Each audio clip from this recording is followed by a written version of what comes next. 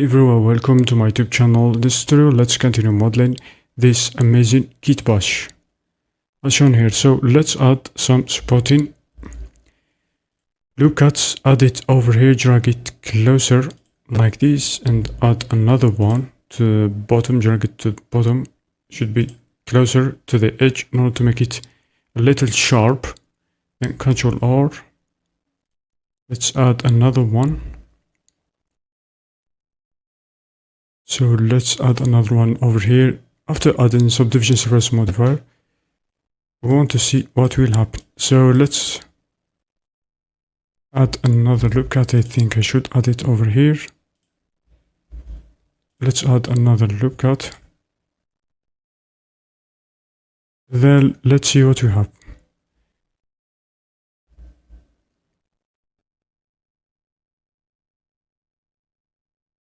Ctrl Z. I will remove it, then go over here, add subdivision surface modifier,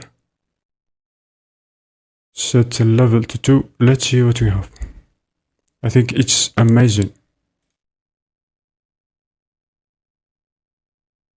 We have some issues. Then we should hit A to select all, then Shift and recalculate to normals, M to merge by distance. Shade smooth.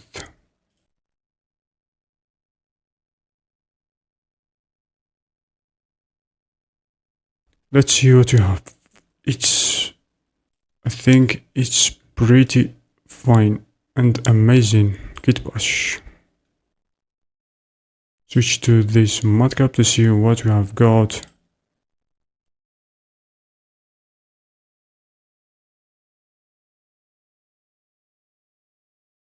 It's pretty nice and amazing kitbash.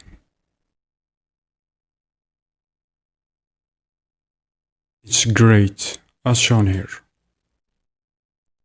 So let's continue modeling. Switch to Light into Studio, then turn off the subdivision surface modifier. Hit 7 for the top view. And it comes the fun part, which is much more complex. So let's see how to deal with it. So for the modeling of this section, we have to add a circle over here and going vertically, not horizontally, like these two circles. Just Shift A, I'm gonna be adding circle. Let me show you firstly how to make it.